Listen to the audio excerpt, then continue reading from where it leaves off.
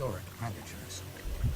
Silent, deadly, and one of Africa's most prolific killers. And diver Grant Hulley and his friends are about to swim right into their jaws. I knew this was a dangerous trip, there's no doubt. Anybody that doesn't think that would be foolish. There's nerves amongst all of the guys, but also great excitement. Ready for the big adventure. Diving the Delta is an extraordinary experience if you keep in mind the gauntlet of dangerous animals you might encounter. Something Grant is all too aware of as he goes under for the first time.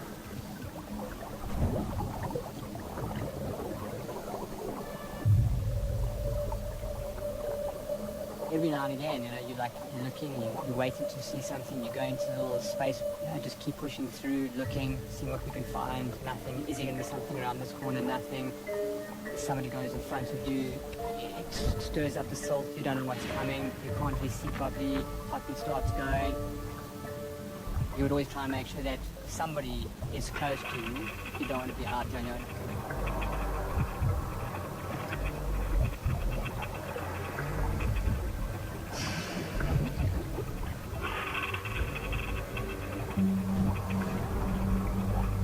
Grant's nerve is put to the test when he finally encounters the Delta's deadliest denizen. The first time that I actually lay my eyes on one of these crocodiles, it's insane when you're underwater. You don't know whether to swim away or whether to try and swim closer for a close-up shot. You would think that fight or flight sort of situation would kick in here, but it didn't.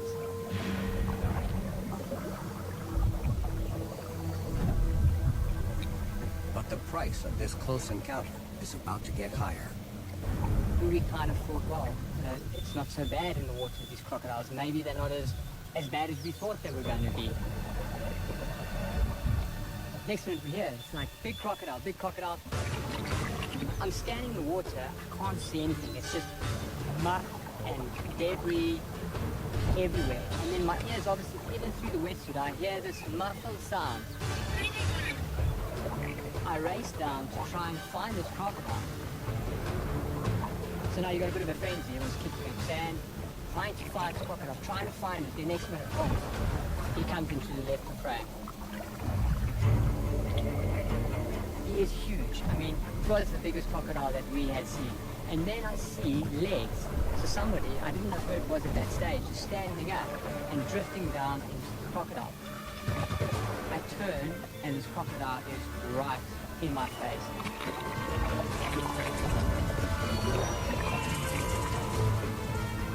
Not knowing still what is exactly going on, I pop up. And there we see Elaine, and he gets yanked down underwater. What do I do?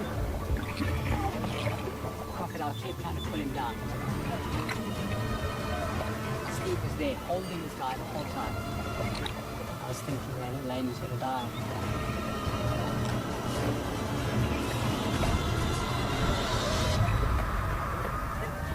In one bite, the crocodile snaps the bone in the diver's arm.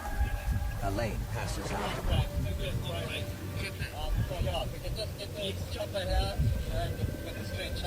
It's like an intense shock and a bad break.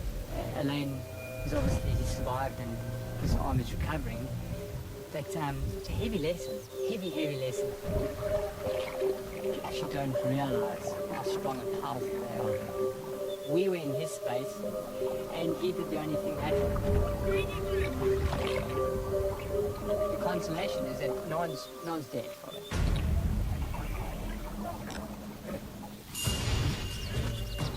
For Alaska's grizzlies, real estate is everything. Top territory ensures good eating, plenty of mates, and a big, happy family. So it's worth fighting for. Brad Josephs has his camera rolling, and he gets a front row seat to the turf war. In the bear world, the biggest, strongest, toughest bear will mate with the most females. Large males will come from all over the place to come to this area to look for these females. But not that many single female bears out there. So the males have to be dominant if they're going to reproduce. The need to dominate is built in at birth. The dominant male would have the choiciest one. He'd have the most resources, and thus the most females, and then the most offspring. So fighting is going to be pretty vicious. What we noticed was 3 large males coming together and eyeing each other from a distance.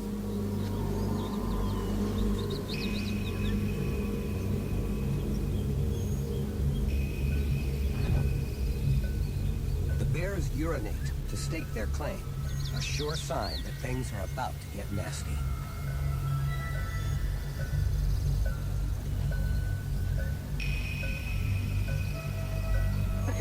Look at him standing up.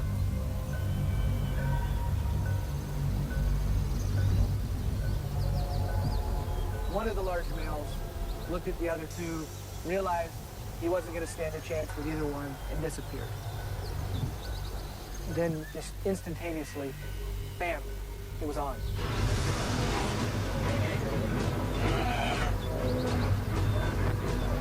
It's very common to see bears play fighting or sparring, but when they actually fight for real, it's incredible to see how fast and agile they really are.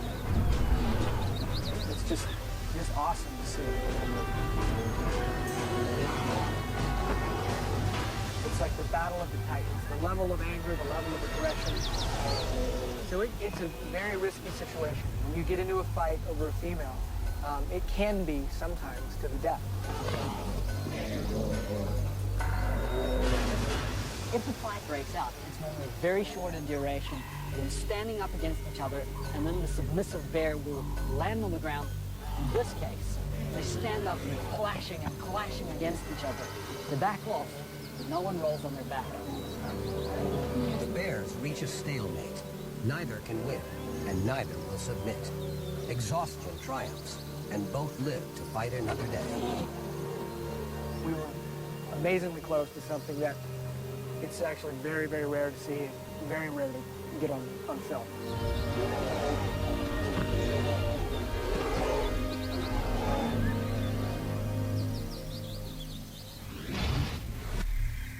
Cat versus bird. The age-old battle. And when the two meet, expect blood, fur, and feather.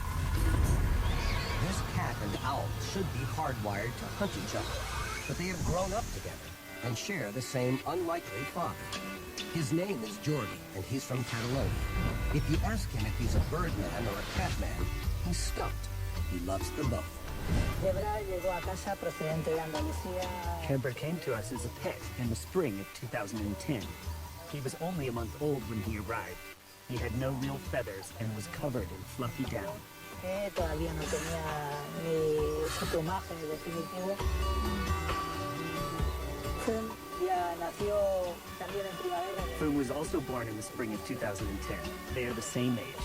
They met when they were only a month old. Se conocieron al cabo de cuando contaban con un mes de vida.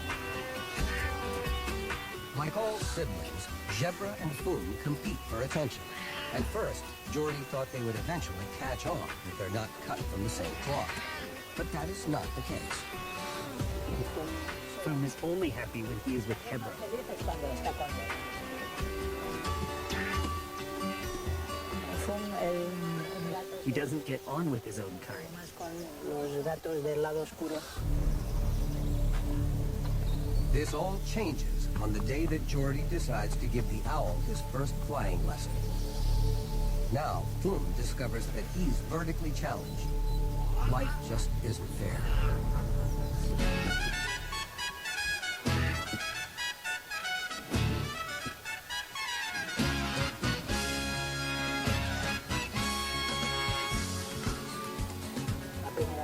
The first time I saw Fum jumping really scared me.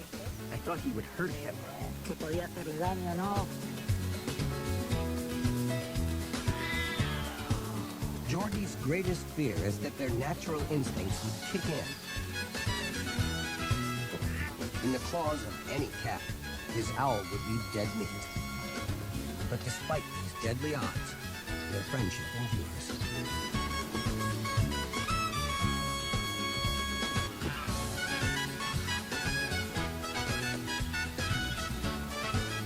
Realmente are truly two faithful friends. I'm sure they love and miss each other when they can't be together. Se añoran cuando uno no puede estar al lado del otro.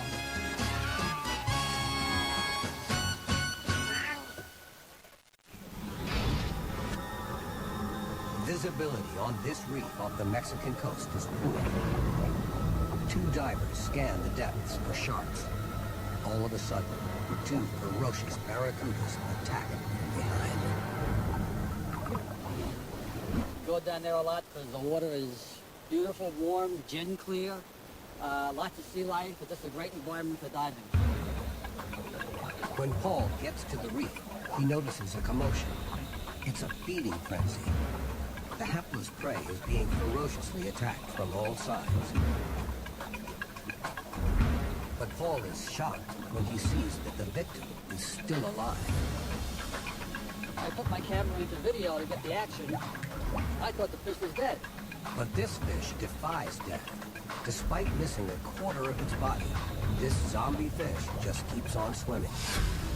And all of a sudden, he kind of sprang to life. And at that moment, you forget about the life and death or the fish struggling. You just intent on capturing this moment on camera. Somehow, the fish mob manages to miss every vital organ. The half-eaten victim clings to life by a thread, but not for long.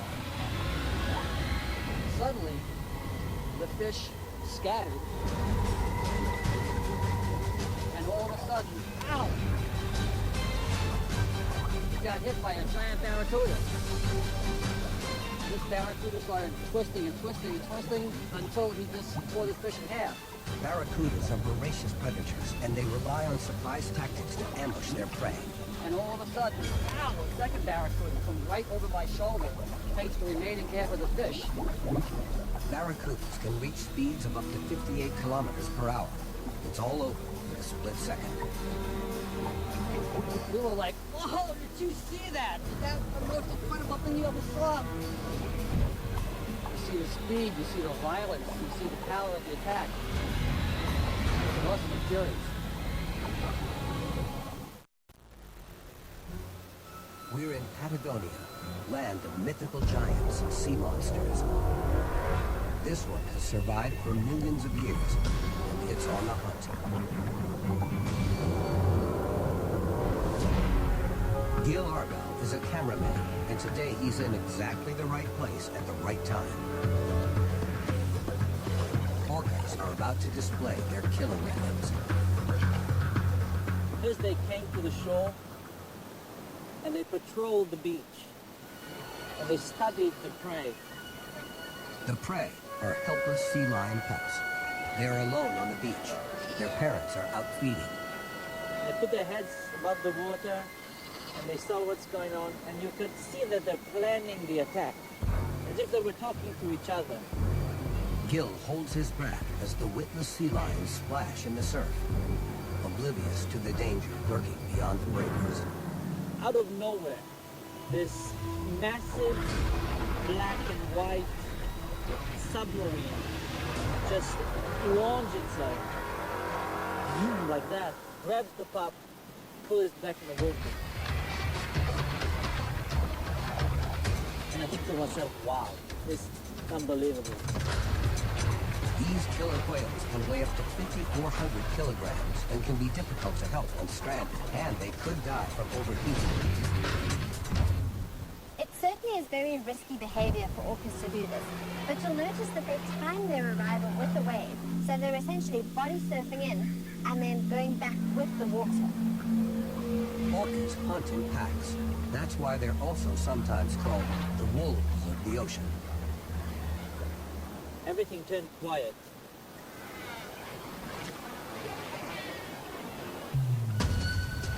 The next orca grabbed another pup, and then another one, and another one.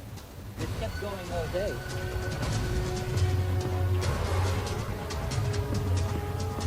The whole colony is starting to scream, and you could see the other pups going crazy. The pups fall like lambs to the slaughter. With no experience, they have no recourse against the intelligence of the orcas. This is a very learned behavior, and it's something that is passed on from just a couple of adults who developed it to the younger, the juvenile whales. The orca is the most amazing killing machine I've ever seen. It's like a Ferrari of wildlife.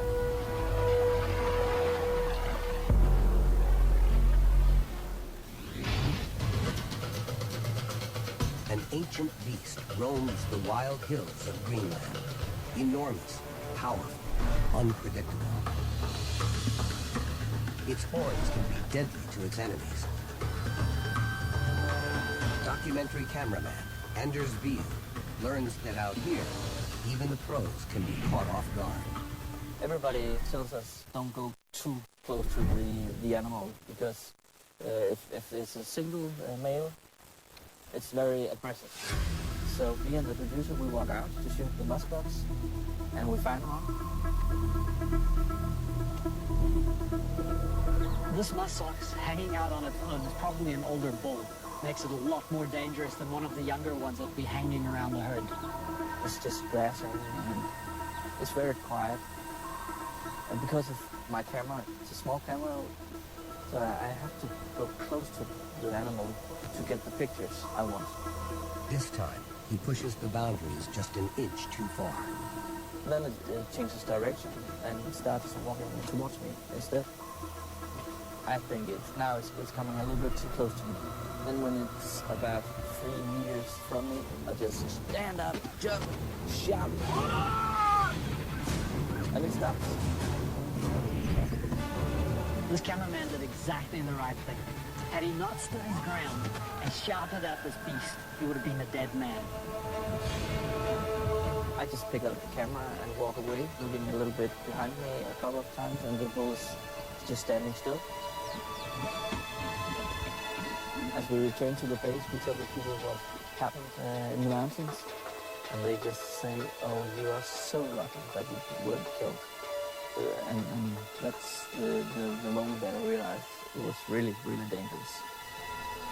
In the moment filming the muskox and while it was attacking me, I didn't realize that the situation was that dangerous. I could be dead. In Mala Mala, South Africa, springtime is when new life appears. While on safari, Peter van Veek comes across a gigantic arrival. Shortly after leaving camp, got a call from one of the guys on the radio saying that the elephant cow had just given birth. We made our way straight there. We were there minutes after it was born. Elephants are the largest land animals on the planet and have one of the longest gestation periods. This mother carried her calf for 22 months. That is more than twice as long as a human pregnancy. And like us, elephants depend on mom to show them the way. They must learn everything. And the first lesson for this newly born calf is how to get up. The mother would, every time it fell down, she'd walk up, she'd nudge it with her front legs, try to get it to stand up again. And you could see it was trying. The second lesson is how to use its trunk. And that's no walk in the park. Our hands are controlled by about 29 muscles. Elephants have about 100,000 muscles in their trunks. That's a lot to learn for a new baby elephant, and it doesn't come easy on your first day. But he's lucky. He's got a caring family and approximately 10 years to learn how to become big, strong, and independent.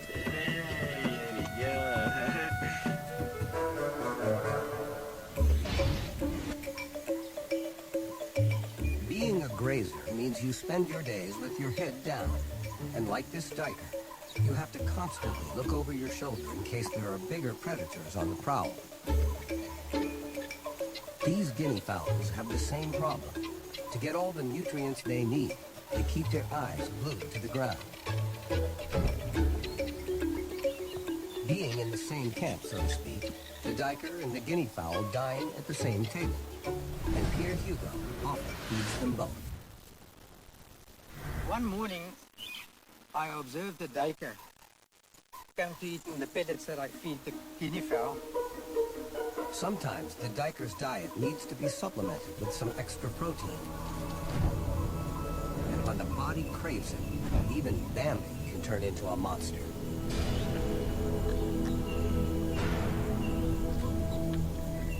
a gruesome scene to see, but I did know it was something special.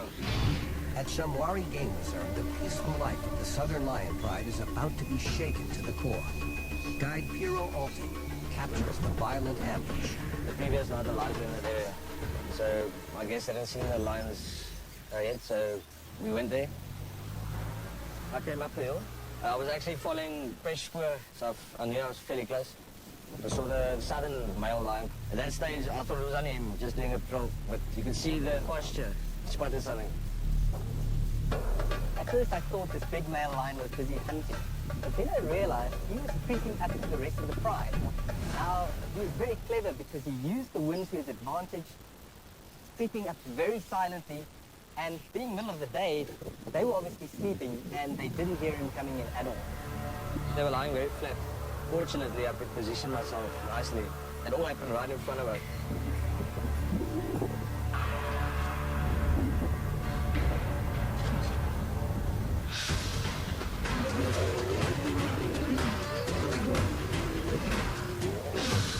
The young male, fast asleep in the grass, is caught totally off guard.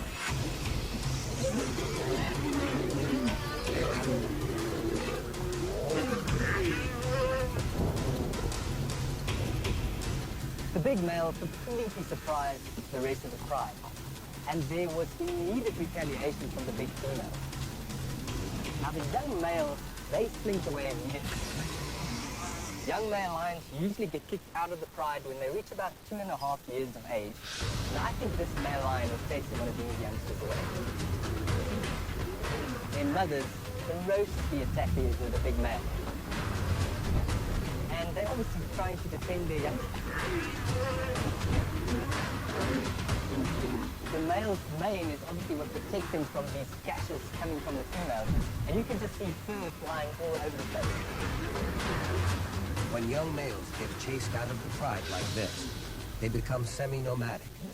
They will avoid big males until they are ready to take over a pride of their own. It's quite amazing because I've guided for 4 years and I've never seen anything like this. Most people wouldn't volunteer to reach into the jaws of a shark.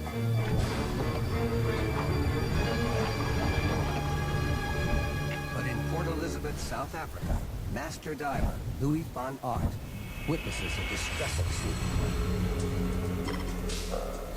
I went down and I came across this juvenile ragged-tooth shark. The shark is grotesquely injured by a fishhook lodged deep in her head. We often find sharks and other fish like that with hooks in them, and it normally it festers out.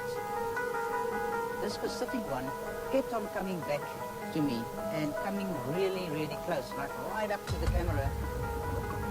But then I realized it's more serious when she came so close that I could actually see that this thing is completely embedded. She had the fishing line and the trace over her head into her mouth, basically cutting this deep into the flesh, you know, so the flesh was all exposed. And you could see she was very thin. Her skin was completely wrinkled up, so you could see she's lost a lot of weight. She couldn't eat. The shark is trapped, but instead of fighting the line, she keeps calm and stays put. She wouldn't go away. It looked like she was trying to tell me something. Fortunately, Louis has backup. One of our diving instructors was close by, and we signaled to him, and he came over. He did put up a bit of a fight, but he managed to actually hold on to her, because she was so weak. Sticking your hand into the mouth of a shark is not for the faint-hearted. This Raggy has razor-sharp teeth, and she can still put up a fight. The skipper fortunately had his little toolbox there and a pair of pliers. After some risky handiwork, they managed to remove the hook. But the ordeal may have pushed the dying shark too far. When we let her go, I actually thought that she's actually died. She was just going down, not even moving, just sinking down to the seabed. And I thought, did we do the right thing now? Did we help her, or did we actually kill her by stressing her out like that? It looks like Louis' help has come too late for the young shark.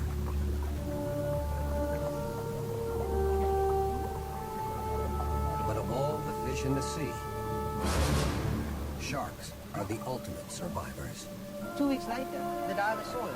We were ecstatic about it. The wound was healed, but a very distinct white line over the head. It was unbelievable joy, you know, knowing that we've done the right thing. We named it in Scarlet, and still today we keep on seeing her.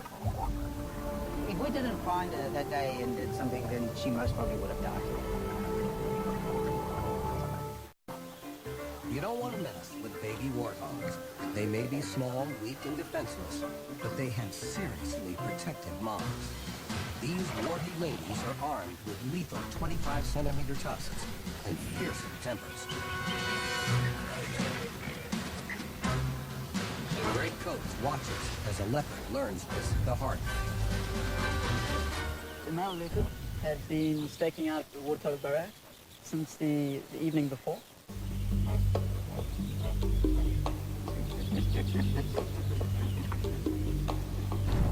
Being an experienced warthog hunter, he knew exactly where to position himself and the right moments in the morning when the warthog would come out of the hole. So we got there just in time. The leopard hides in the long grass. He doesn't move.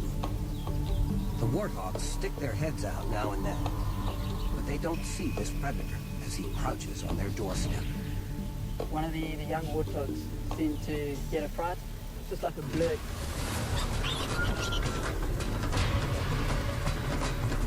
But the warthog mom won't lose her baby without a fight.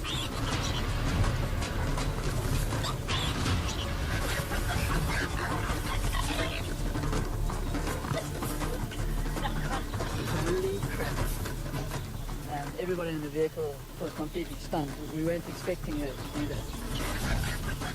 The leopard did let the young warthog go. Even in that split second that the leopard had the warthog, it had managed to fatally wound it. Probably broken its back.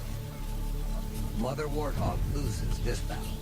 The piglet is mortally wounded, and the battered leopard gets his prize after all.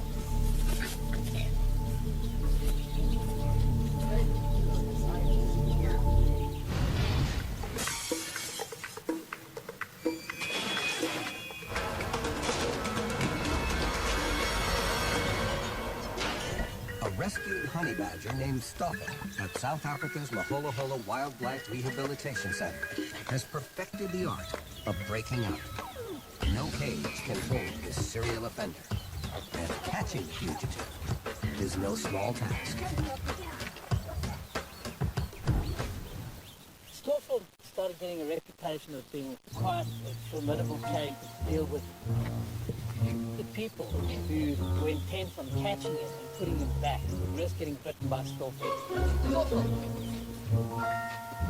Despite their best efforts at lockdown, this incredibly cunning badger repeatedly outwits his wardens.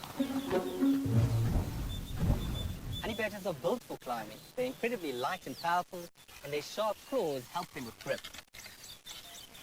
There's no more determined animal than a honey badger, I can assure you.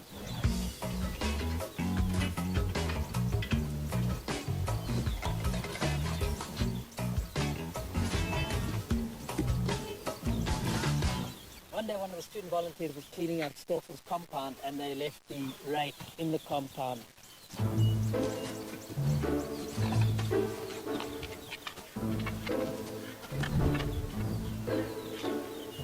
Tool use is a sign of higher intelligence. This badger is no ordinary animal.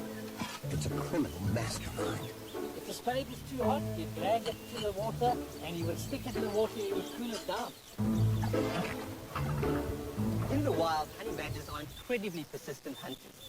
They'll go into a bee's nest and endure all those stings until they get to the prize, which is of course the honeycomb.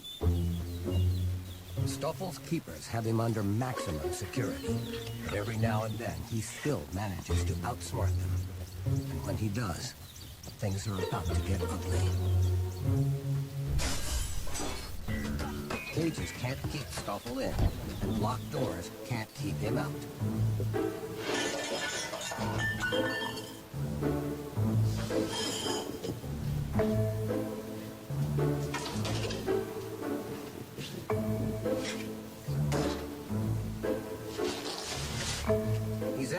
grand prize. A payload of delicious, forbidden food.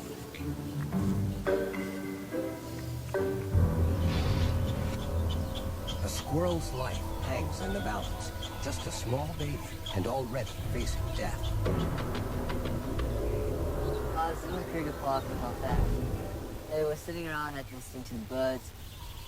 One sounded very high-pitched, and we never heard it before. So Elise, our family friend, went to go, look around and try and find it. And when she realized it was a squirrel, she just screamed like, "Oh my God, it's a squirrel!" Just looked so sad and hopeless. The newborn's life hangs by a thread, and there's no mother in sight. The Dove's family launches a rescue mission. We all got together and we had to think of ideas and what to do to get it done. Leaving the squirrel to its fate is not an option. Plan A is to unhook it as quickly as possible, and they're running out of time. We all thought it was in pain as it was screaming, and suddenly stopped. And we all thought, guys, it stopped. Weak twitches tell them there's still hope, but they need to move fast. My soul is awake and it's scary. Plan B, we thought of driving the car underneath the tree and climbing up on top of that.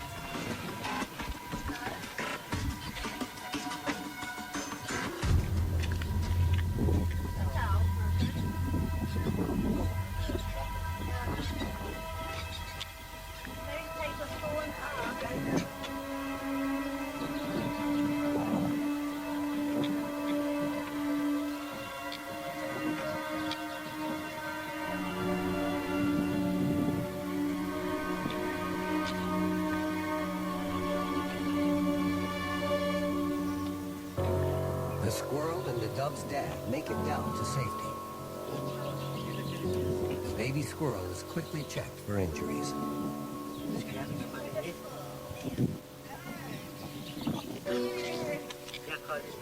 Oh, shame it was stuck in there. We looked at the body, seeing what was wrong with it. We saw at the back of the neck, the blood from the thorn. But at least the injuries weren't too bad. The squirrel now is like a few months old and it's doing so well. It's got its full coat of fur, climbing on trees and playing around. So it's doing very well, thank goodness. The first thing we saw was this dark shape coming out of the water from below. Something is rising from the ocean depths. Something enormous. Very strange to see this dark shape coming up. Of course, I thought giant Zambezi shark. But the beast approaching Broderick Whitaker's boat dwarfs the Zambezi shark in comparison.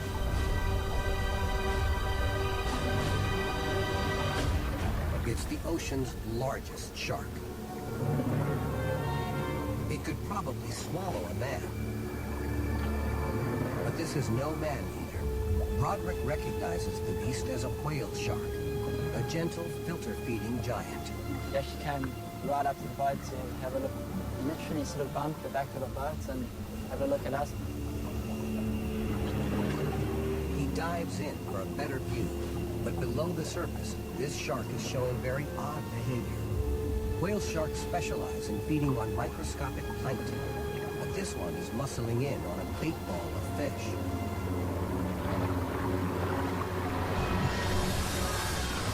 Like a 20-ton vacuum cleaner, the monster shark sucks little fish in by the hundred.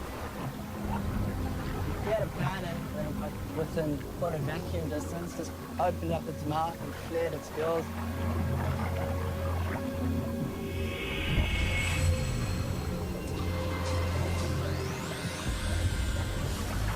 Just seeing a whale shark is a privilege, but this rare feeding behavior is a once-in-a-lifetime sighting. That's a little bit scary. I mean, if they could suck in a vapor, they could probably suck you in by mistake too.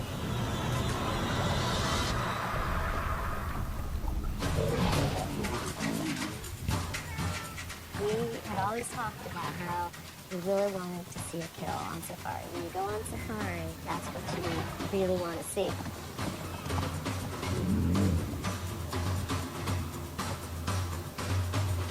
I was on safari in Kenya in the Masai Mara with my husband.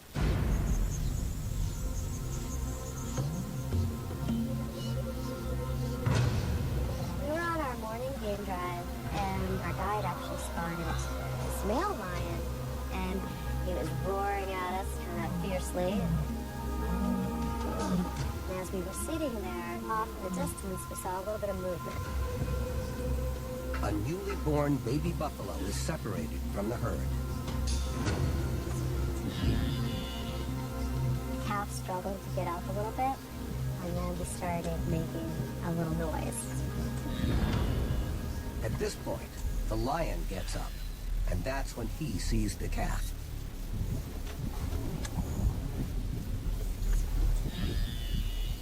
We asked the guide, is there anything that we can do?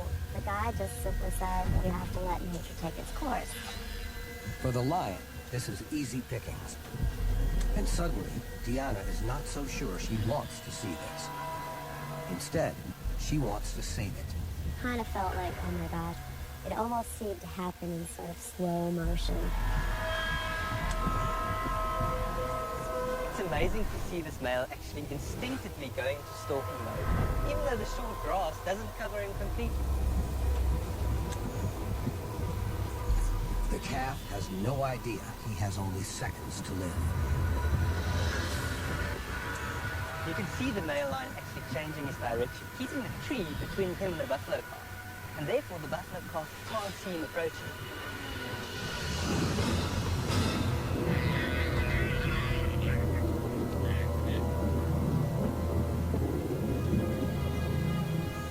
It was over so fast. I just teared up, and it was just so heartbreaking to actually see the kill. But as the guide pointed out, this poor little helpless animal was going to die of starvation, which was probably a slow and painful death.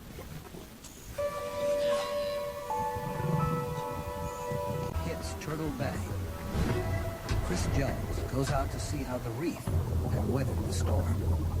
I was surveying the broken coral, thinking about how long it would take to recover, and I noticed a sudden darting movement across the rubble, and it was two stingrays, one latched onto the other. Among the broken coral and devastation of the storm, something new and exciting is happening. And then the second male come in, and I thought there might be a bit of combat going on here, but it was quite a revelation to me to see that there was multiple suitors for the same female. The orgy proceeds at top speed over the reef. The female is being chased to the ends of the ocean by her two suitors. These guys were covering probably over 100-meter dash over the coral reef, and what was most interesting is that the female seemed to take it completely in her stride. This was something that she's been doing for years.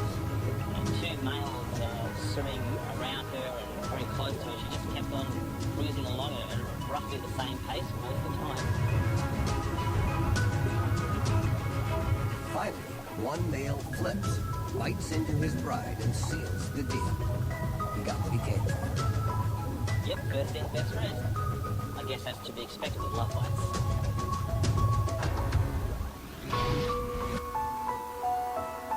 Audrey Hagar and her husband Eldad are part-time animal rights vigilantes. When she hears about an animal in need, she races to the rescue, no matter where it takes her. We took the freeway down to South Central LA, to the area where a friend said she'd seen this little dog. It's on the wrong side of town, where animal abuse is rife. This is a place where, yeah, you hear about a lot of shootings, you hear about gang activity. We weren't really sure what this place was. It was kind of wrecked, and it had graffiti.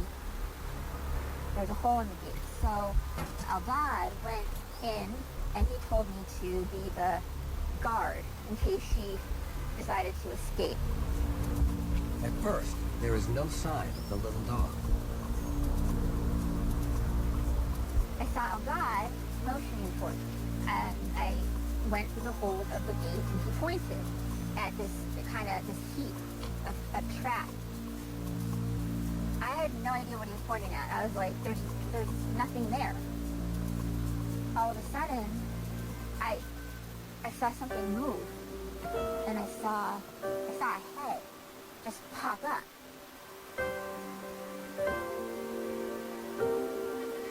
I was in shock. I didn't understand what I was seeing for a second. This dog was camouflaged in the trash. She didn't react. She didn't run. She just stayed there. That's when we realized she was blind. We could have done anything to her, and she was resigned with that fact. And there was this feeling of disgust because someone did this to this dog. We just felt that here's another one that's been, abandoned and left to die. And we were not going to let her die. With no obvious injuries, the first thing the canine needs is a bath, some food, and a name. I have this dog here who's so matted and filthy, and she's got, the fleas. It was unbelievable, the infestation. And I just thought of my little cousin who was really into Shrek and Princess Fiona, and, she's the green blob, but she's also the princess. And I thought, girl, you're going to be looking good, and you're going to be living a good life. So, she's Princess Fiona. A shave and a shower work wonders, but only a vet can tell if Fiona is strong enough to survive. The ophthalmologist said, this dog is completely blind. And he said, well, is there anything that can be done? And he ran a lot of tests, and he said, one of her eyes is completely gone. They can't save it. The other one, I might be able to save it. We have a very short window of time, and it's going to cost a lot of money. And we thought, that's it. We're going to save that one eye. The last thing we do. Audrey launches an online petition, and within days, people from all over the world donate $4,000 for Fiona's surgery. The cataract surgery was actually a very difficult surgery, but she came through, and we went to go pick her up the next day. You can see. The transformation is miraculous. From a blind, flea-infested throwaway, Fiona is now a clean and very happy little dog. I brought her home, and we fed her, and she saw the food, and she could taste it, and she was like full of exuberance. This dog now was running and jumping. This is an old dog. This is like a 12-year-old dog acting like a puppy. It was awesome. Soon enough, Fiona found a home in Laguna with Chris and Michelle Gentry, where she's enjoying her golden years, free from pain, hunger, or fear.